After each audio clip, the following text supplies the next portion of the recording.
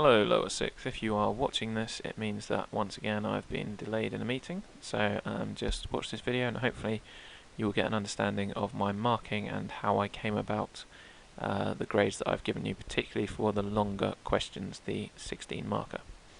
Okay, so first of all, some key notations in the marking. Wherever you see a K in your marking, that means that there is knowledge demonstrated.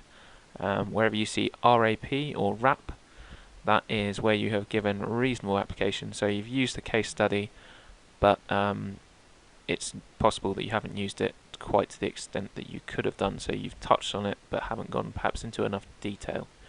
Again, RAN or RAN is reasonable analysis. So you've started to explain your point or your argument, but again, there's an area, a room for improvement. You could go into more detail, look at the consequences of that decision in a bit more detail. Okay, good analysis is the best analysis you can get in business studies, so that's GAN is good analysis, and GAP is good application. The L and the E that you might see at the end, this will be the level that you've got for application and analysis. And it's normally between 1 and 5, so L1, L2, L3 and so on. And again, evaluation is again the level that you've got for your evaluation at the end, so your comments to sum up your arguments and say which is the best way forward. And usually they're on a 1 to 3 scale, so 3 being the best, 1 being the worst. Now, whenever you answer a longer style question, you should look to structure your arguments in the following way. So, for, say, a 16 marker, like the Gnomes case study, the one that we've looked at, you are probably going to want 3 or 4 arguments, and for each argument you're going to do each of these points. So the first thing you're going to do is to make your point, make your argument. So, for example, in the case study, you might be saying, will he actually sell all of his lights for $24.99? That could be your first argument and your first main point. You're then going to pick out some evidence to explain that. So from the case study you could say he is selling Christmas lights, so the Christmas lights, it's possible that he might not sell all of them before Christmas. As a result, after Christmas he's going to have to sell them at a lower price. That will reduce his profitability, which could actually mean the calculation he made was inaccurate. So he wouldn't be making the £1,669 profit that he calculated. Now, for all sort of questions that are above really 4 marks, you're going to be doing the first 2, the P and the E. You then need to, if it's a justification question, you then need to evaluate and link back to the question at the start. So, the evaluative comments, if we're talking about how useful or otherwise his price was, you could say, does this really matter? Well, if he sells half the lights, he's still going to make a healthy profit, he's not going to make a loss. And how does that sit in relation to his company? So how will that help him to develop?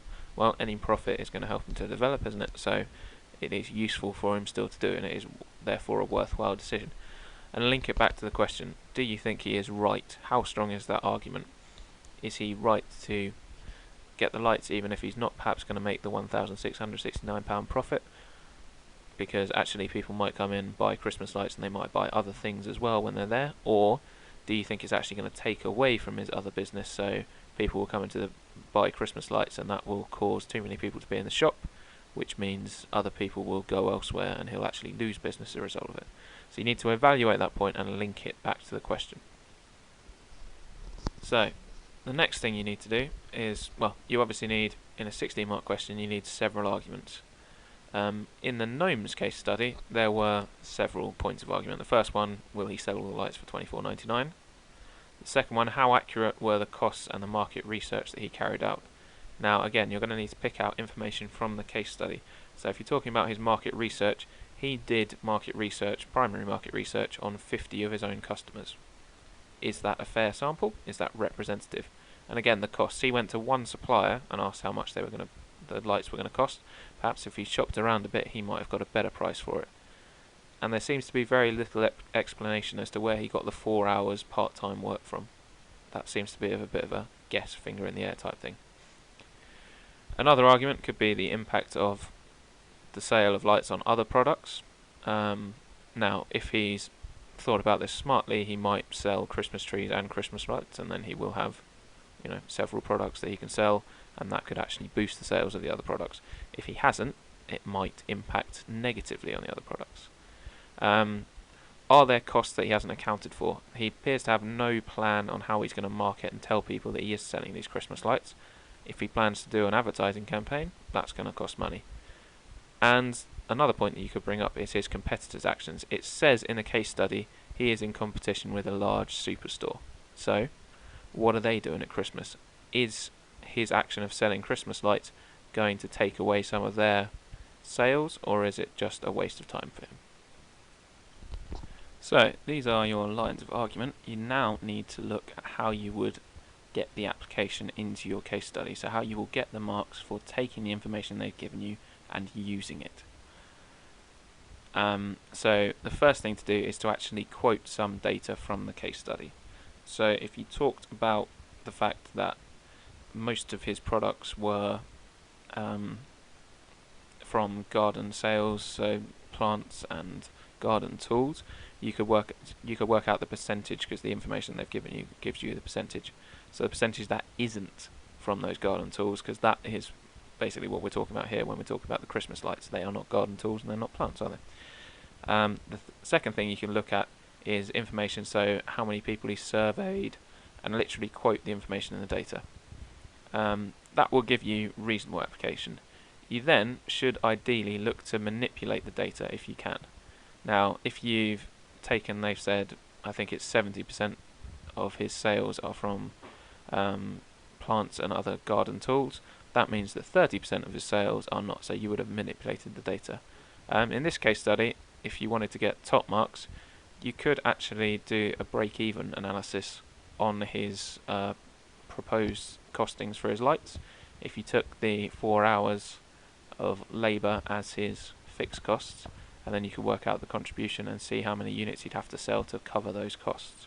And that would be a good way to back up your argument as to whether you think he should sell them or not, and whether he can get away with selling them at a lower price or not.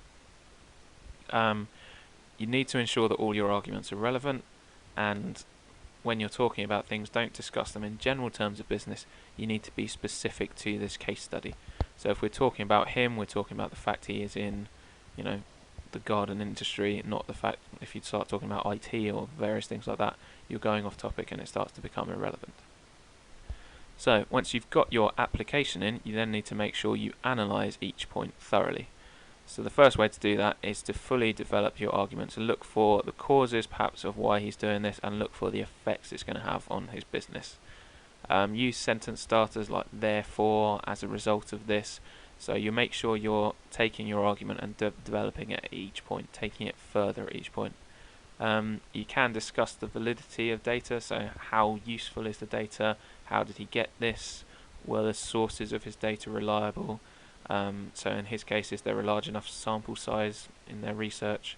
I would say 50 of your own customers is not a good sample size for your research. You should be looking to find out from other people rather than focusing purely on your own customers.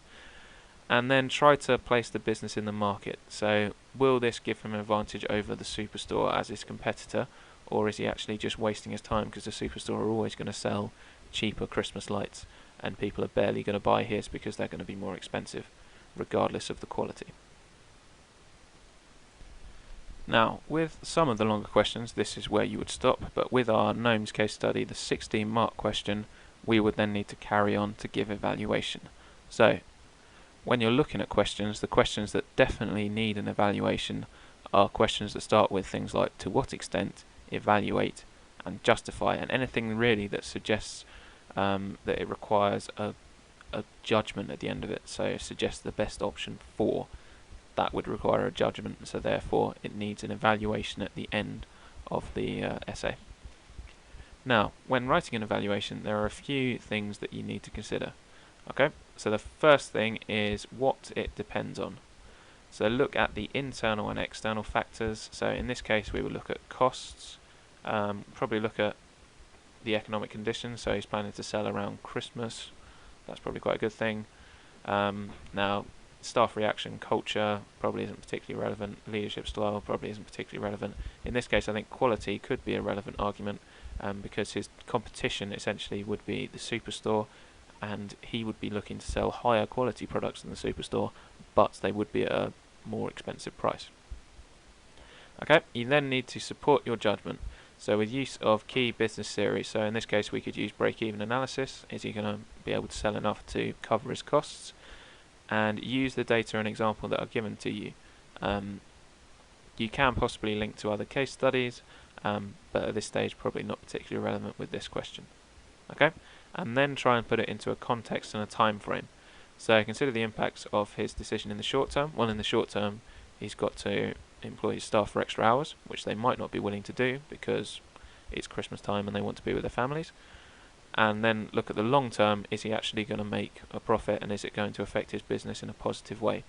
By selling Christmas lights, is he taking away from what his business actually is, or is he helping to develop it and diversify into a different area? So with the Gnomes case study, it's really looking at the short and long term impacts. Are selling Christmas lights going to make his business more competitive in comparison to, say, the superstore, or is he actually shooting himself in the foot and trying to diversify too much? What's the opportunity cost? What could he have spent the money on buying the lights on that would be different? And look at the evidence and decide the best option, and try and be critical of the evidence. So is he really thinking about this when he's bought them? I mean, I would say he shouldn't buy 200 of the lights. Personally, I think he should be looking to get them on a sale or return basis, so he should buy them, and if he doesn't sell them then he can return them to the wholesaler. And it's about negotiating with his supplier, and clearly in this case I don't think he's done that, and that would be something to include in your evaluation. It is important though in your evaluation not to just go off on a tangent. Make sure you have sort of built up to it in your previous paragraphs, in your arguments, your points of argument, and make sure you're building to a clear sort of decision at the end. Don't just throw something in as sort of almost like a Hail Mary at the end, because that can sometimes throw off an examiner and will reduce your marks as a result. So your task now, if you could please, I would like you to start redrafting that 16-mark question. So I want you to write a plan for the 16-mark question. That plan, I would like you to break it up into 5 chunks. So the first paragraph is going to be an introduction where you're going to get your knowledge in. Now, normally in these kind of questions you would start off with some sort of definition that shows to the examiner you know what you're talking about. You're then going to have your 3 arguments broken down into point, evidence, evaluation, and linking back to the question. And then your evaluation, so it depends on these factors: supported judgment and time frame. Okay? And hopefully I will be back in a few minutes. Thank you. Bye.